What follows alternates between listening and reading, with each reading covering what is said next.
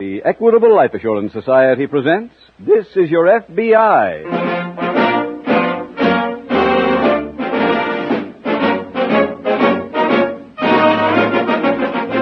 This is Your F.B.I., the official broadcast from the files of the Federal Bureau of Investigation.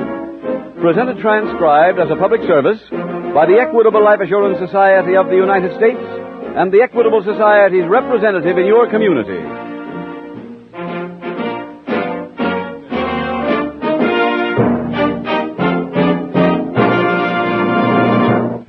Almost everybody worries about the future. Now, you don't have to be rich to make sound plans for the future, but you do have to know how to plan. Why not consult a man who can help you best?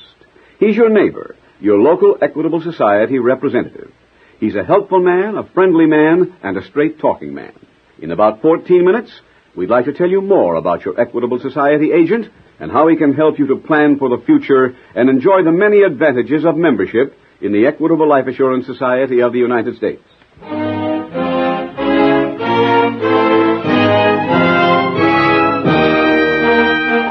Tonight, the subject of our FBI file, armed robbery. Its title, The Telltale Camera.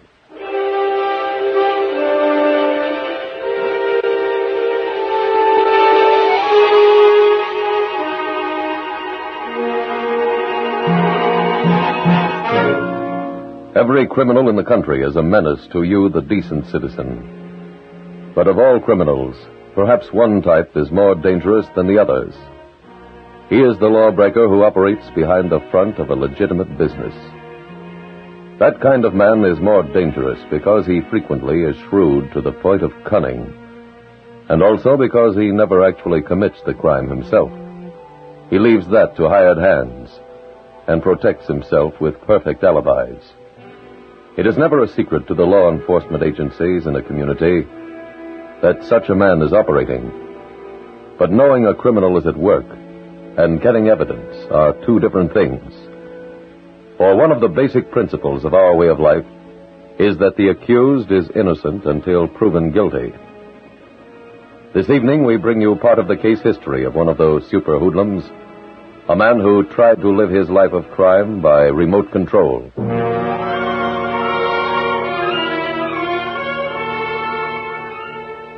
Tonight's FBI file opens in a large Midwestern city.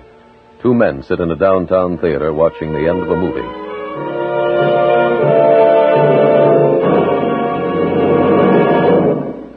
I told you'd wind up with a dame. Okay. I owe you another $1. That's 6. Let's go, huh? Them cartoons are next. The newsreel's next. The cartoon always comes after the picture. 2 to 1 is the newsreel. For a friend.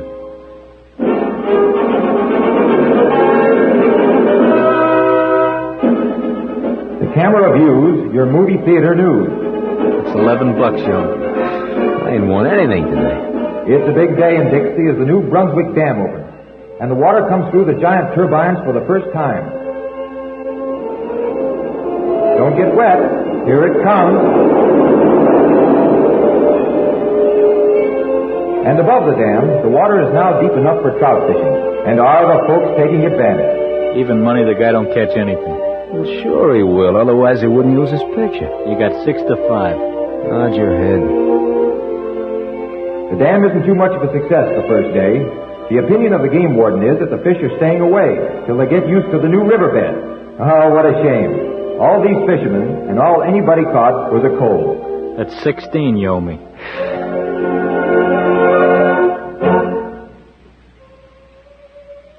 These bathing suits are filled with the prettiest girls in Lakeville, competing in a beauty contest. I like the third one from the left. Yeah? I'll take her and give you the field for even money. I'll try $10, one. Each club in the city sent an entry to the contest. Hey, that's Willie. Huh? Willie Troy. Where? In the picture. Background? In back, talking to one of the dames. You sure? You can have 10 to 1. There's another picture of him. Looks pretty good, Yeah. doesn't it? It looks good to the Brother girls, Little too. Steve hears about this. Can you read that ribbon on the dame? No. There's one Where'd rule they for say girls this thing was? contests like this. Lakeville. They must No appear wonder in we bathing never suits. nailed them around They here. must never go Hey, into the the dame's water. ribbon says Miss Barbecue. Uh-huh. When did they say this contest was? I don't know. Let's find out.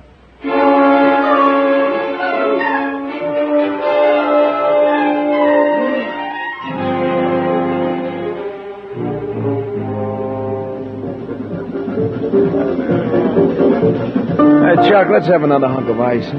Okay. No, thanks. 6 to 5 the piece, and your glass melts first. Nah, no bet. I'm staying stuck for the night. You tell Steve we had word on Willie? I couldn't in front of those legits. What was he sitting with? I don't know. He's getting up now. Sure takes him a long time to say goodbye. It's part of the deal when you own a joint like this. Hey, pour a little more grog in here, will you? Yeah. Evening, boys. Oh, hi. Big news. We saw Willie Troy. Where? In a newsreel. He's in Lakeville.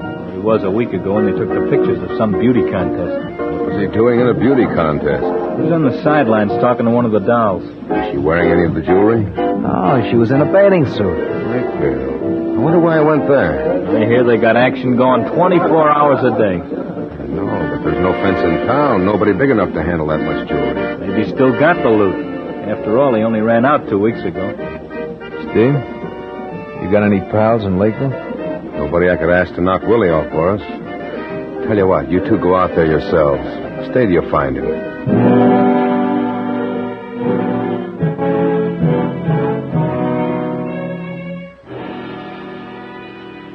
Later that evening, at the local F.B.I. field office, Special Agent Jim Taylor reports to Agent in Charge Prescott.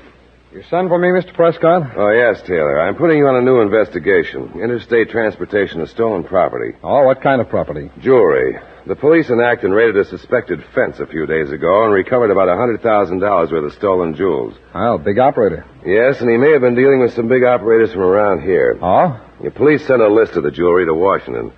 Half a dozen of the pieces were listed in our stolen property file. Uh-huh. Has the fence been questioned? He's refused to make any statement, but we know from our files that the pieces were loot from 3 different jewel thefts across the state line, yet all within 100 miles of here. Do we have any details? Only the names of the victims. Here's your copy. Fine. Thank you, sir. Check into all 3 thefts and see if you can find any link.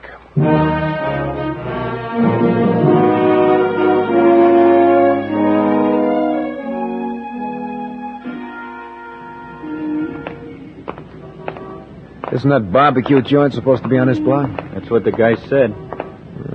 Maybe they moved. 10 to 1 they didn't. Well, you ain't giving that price unless you know something. Uh-huh. You saw it, didn't you? Not till right now. It's a drive-in. Guess the dame's a car hop, huh? What else? Even money, I can pick her out. No bad. Get a load of that. While you're waiting for your sandwich, they wheel a slot machine right up to your car. I don't like it. What? Gambling where it's legal. Hey, there she is. The dame with the tray. Just putting it on that gray convertible. Huh? You think that's her? For 50. I'd know better if she was in a bathing suit. Say, miss, Did you call me? were you in a beauty contest? Uh-huh. The girls were all jealous when I won. And then when my picture was in the paper and everything, why, one customer even asked me for my autograph. What do you know? I wish I could wait on you, but I can only serve people in cars. We didn't come here to eat. We want to talk to you. Yeah, we're talent scouts. Honest? From Hollywood. And you want to talk to me? Yeah, you see, one of our men sent in a report on you, and we came to check it. He said for us to give you a screen test. His name is Willie Troy. Oh, gee, I didn't know that's what he did. The studio gave us Willie's address here, but we left it on the plane.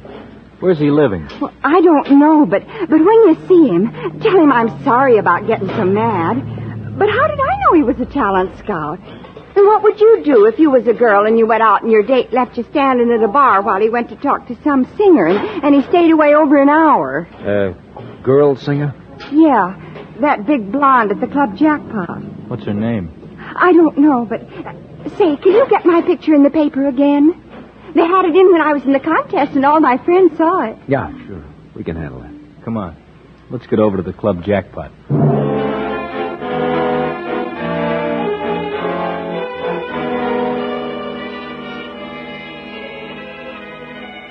An investigation such as the one assigned to Special Agent Taylor takes time, effort, and patience. Each victim had to be interviewed. The police reports on the 3 jewel thefts had to be requested, obtained, and analyzed. When those things were done, Agent Taylor returned to the office of Agent in Charge Prescott. Mr. Prescott, I found a link on those jewel thefts. Oh, what's that? The same modus operandi was used in all 3 robberies. Oh? In each case, the victims were in a car which was forced over to the side of the road by a black sedan carrying 3 men. After the robbery, the jewelry was taken by one of the thieves, and he left immediately. How about his accomplices? They stayed to tie up the victims, then stole the victim's car for transportation. In the robbery up near Whitestone, one of the women started to scream and was shot. Fatal? No, sir. I got the bullet from the Whitestone police and sent it on to Washington. You get any descriptions of the bandits? No, sir. Each time the victims were stopped on a dark, lonely stretch of highway, and the only thing they could say is that the 3 men were tall and wore handkerchief masks. How about the car? Did you get anything else on that? Not on the make, sir, but one of the men said he saw the thief's car in his rear-view mirror. Thought they were following him. When he got to this dark stretch of highway, he speeded up to 85. But the thieves' car drew up beside him with no trouble at all, so it must have a supercharger. I see. Oh, and a familiar name has also come up in all 3 cases. Steve Ludlow. How does he fit in? Although the robberies took place about a week apart, in each instance, the victims had spent part of the evening at Ludlow's club. Well, Would have been simple for him to tip off the bandits. I understand he spends the night going from table to table, allegedly making people comfortable. it'd be a change if we could finally tie him into something. Yes. I don't suppose there'd be any point in interviewing him. No, he'd have as many answers as he always has. Mm-hmm. Have you written a memo on that modus operandi? Yes, sir. I got it right here. Circularize every police department within 50 miles and see if they've had any similar robberies within the last month.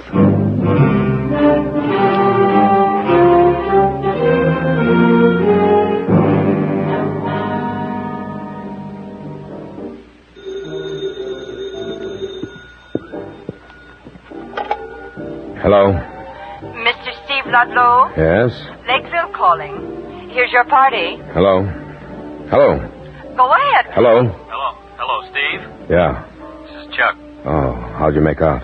Well, we came up with that dame who was in the newsreel, but she didn't know where Willie was stopping. Uh-huh.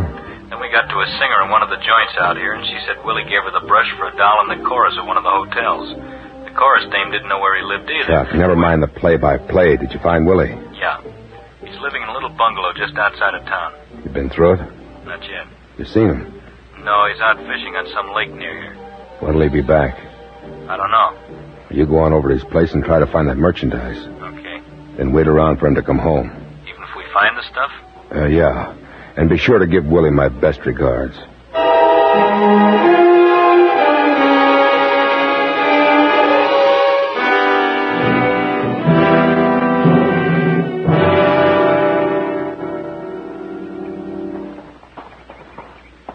Let's try the back door. Okay.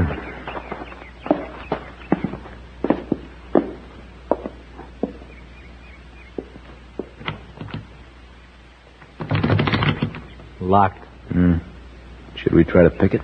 No, let's try a window. We can come back here if we have to. All right. Let's try this one. Hey. Wow. This was real nice of Willie. Go ahead.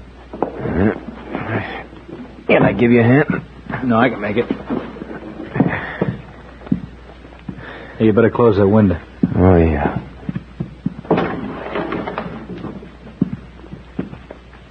Pretty nice crib. Yeah. High class. Piano and everything. You case that side. Okay.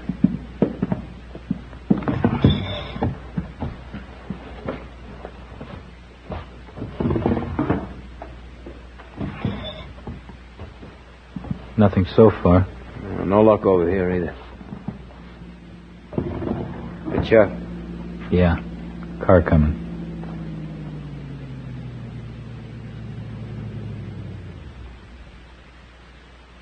Stopped out front. It's Willie. Yeah. That's the car he stole from Steve. He's coming in. We better get in the closet. Wait. You feel lucky? Why? 3 to 1 I get him with the first bullet.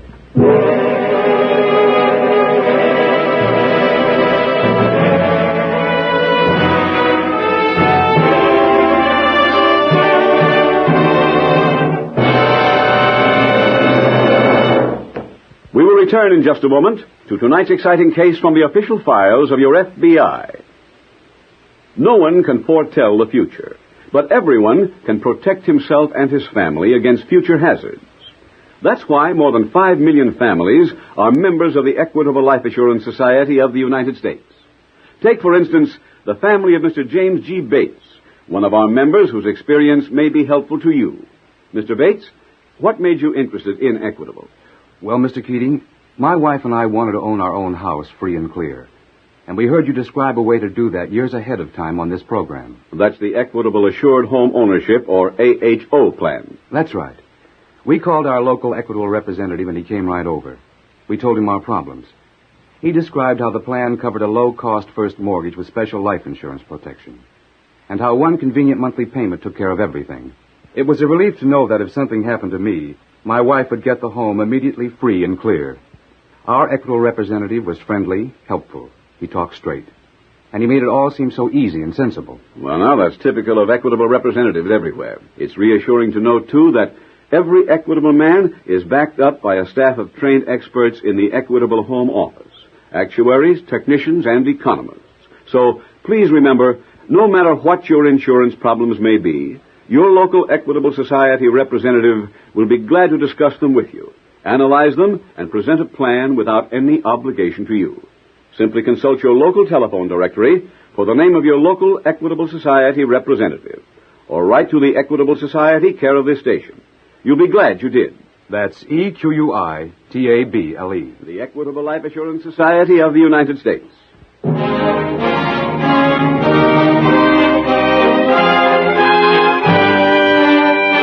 And now back to the FBI file, The Telltale Camera.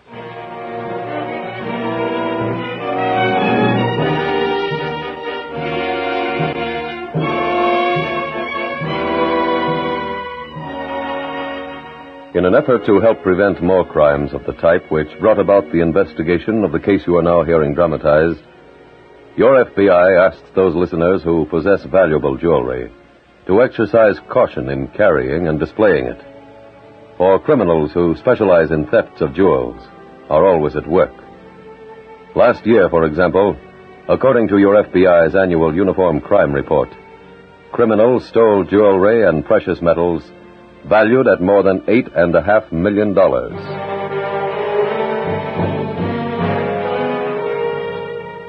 Tonight's file continues at the FBI field office as Special Agent Taylor approaches the desk of Agent in Charge Prescott. Got any answers on your circular? The Watertown police wired about a robbery a few weeks ago using the same modus operandi. Also by a 3-man gang? Yeah, it matched the other robberies in every detail. 3 men, black sedan, tying up the victims, everything. You spoken to the victims? I just interviewed them on the phone. The man who was driving said he suspected what was happening and refused to stop when the bandits cut in front of his car. Did you fire any more shots? No, but the black sedan's right front fender was badly dented in the collision. How much jewelry was stolen? $15,000 worth. The victims were robbed approximately an hour after leaving Steve Ludlow's club. Hardly a coincidence. Oh. All these victims also told me about the speed that the black sedan showed. This time it must have been doing better than 100. Have you got a complete description of all the stolen jewelry? Yes, sir. Right here, yeah. Ask Washington to check it against the jewelry recovered from the fence in Acton.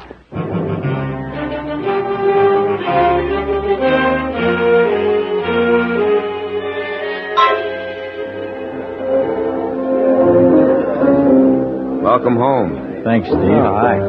Let's go into my office, huh? Go ahead. Okay.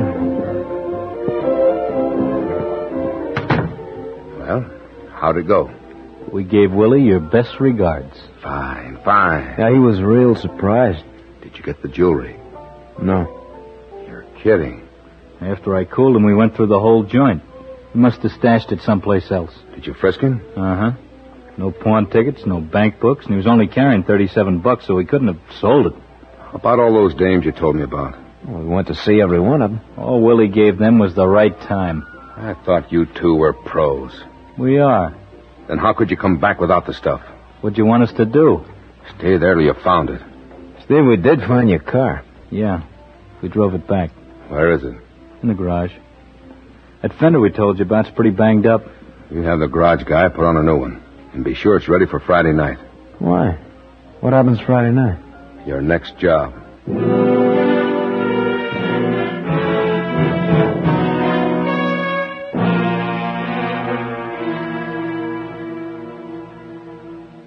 Prescott, we just got a teletype from Washington. On the jewel thefts? That's right, sir. The Lakeville police found the body of a man named Willie Troy in a bungalow on the outskirts of town. He'd been shot with a .38. The laboratory says the slug came from the same gun that shot that woman during the robbery near Whitestone. Who was this Willie Troy? He's a hoodlum from around here. Here, this is a transcript of his record, sir. Oh. Quite a long one. Yeah, you'll notice the last time he was arrested, his bail was posted by Steve Ludlow. I wonder if Ludlow had anything to do with the killing. He might have. After Troy's death was announced, one of his neighbors called the police and said he had seen Troy digging a hole in the backyard the day he rented the place. The police checked. They found the loot from that last robbery. All of it? Yes. So Troy might have been killed because he refused to share the profits. The police have any lead on the killer? No, sir, not yet. Well, get the next plane to Lakeville and see what you can find out.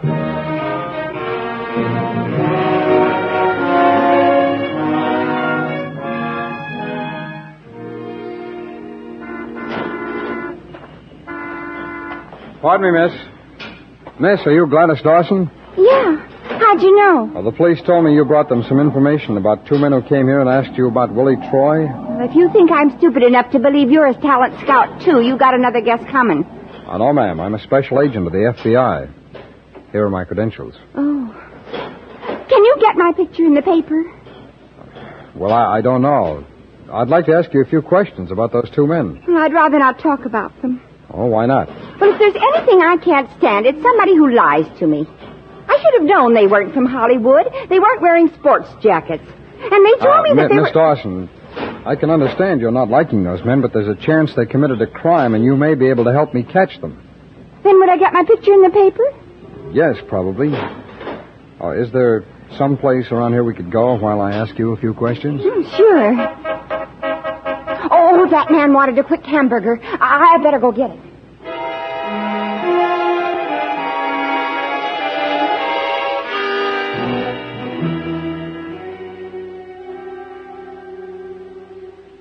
Prescott, we made some progress in Lakeville. Good. And the police gave me the name of a drive-in waitress who knew Troy. She said two men came to see her the day that Troy was killed. They wanted Troy's address. She give it to them? No, but she gave them a lead to another girl, and then step by step they located him. How about idents of those men? Well, the drive-in waitress and the other girls all gave me the same general descriptions, but the waitress had a snapshot that might help us. Snapshot of what? Herself standing beside Troy's car. Car's a black sedan with a badly crumpled right front fender. You have that picture? Yes, sir. Here you are. Car have a supercharger? Well, I don't know. It was gone when Troy's body was found. If those killers were Ludlow's men, they might have brought the car back here. It's possible, sir. Find out everything you can about this car. If we can locate it, we might get a lead to Ludlow.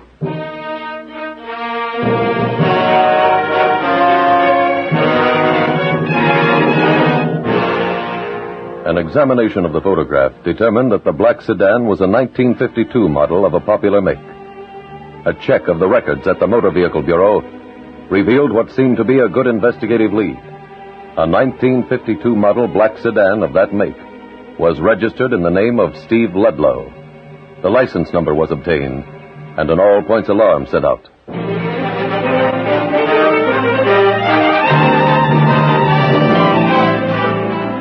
Prescott, can I see you a minute? Oh, yes, Taylor. We just got a report on the car. From where? Riverdale. It stopped there for service. Riverdale's about 300 miles this side of Lakeville. That's right, so it could be headed here. Who was in the car? Two men, same general descriptions as the pair the waitress told about. When were they in Riverdale? 3 days ago. They might have stopped someplace else. Keep checking.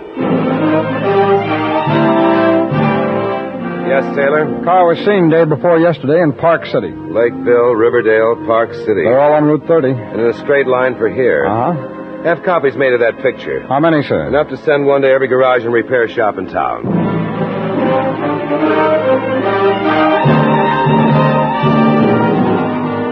We just had a call from a garage. Where? On 69th Street. The car was left there Monday. By Ludlow? No, two men brought it in. Same general description. The garage man know who they were? Just that they work for Ludlow. Go up and see what else you can find out.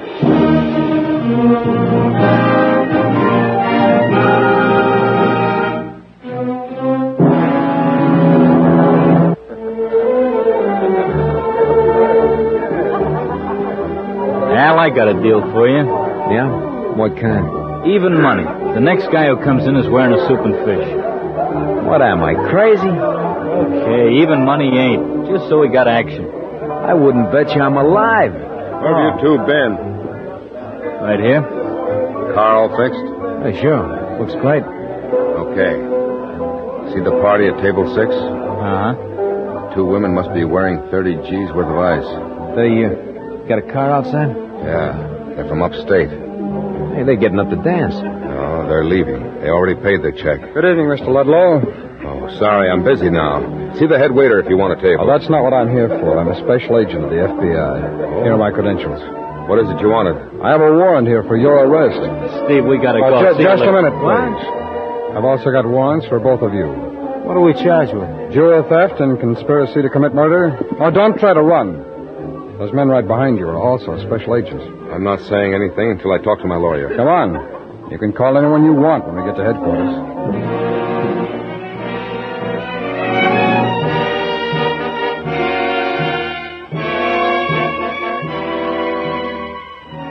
Ludlow, Vinton, and Brunswick were turned over to state authorities, and following a trial, they were each sentenced to a life term in a state penitentiary.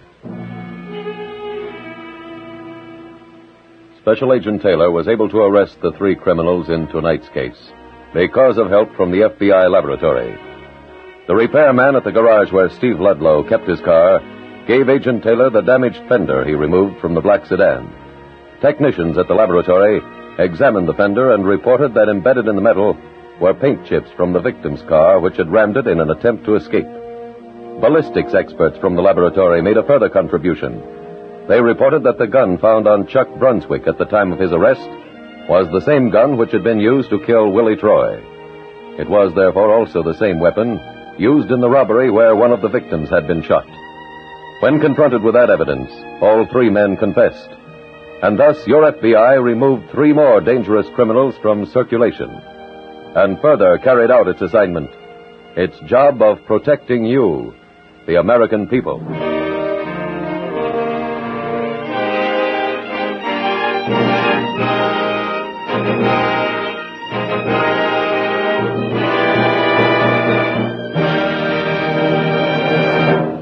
If you have worries about security, about the future, do something about them. Get acquainted with a man who can help you get the right kind of protection and without a strain on your budget.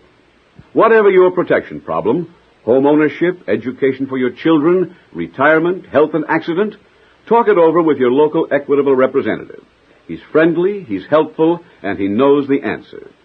If you'd like to enjoy a new feeling of freedom from worry, consult your local telephone directory for the name of your local representative of the Equitable Life Assurance Society of the United States.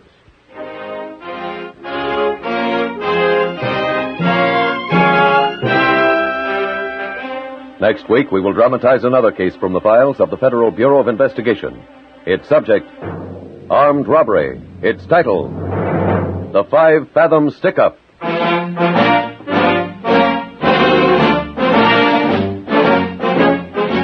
The incidents used in tonight's Equitable Life Assurance Society's broadcast are adapted from the files of the Federal Bureau of Investigation. However, all names used are fictitious, and any similarity thereof to the names of places or persons, living or dead, is accidental. Tonight, the music was composed and conducted by Frederick Steiner. The author was Jerry D. Lewis.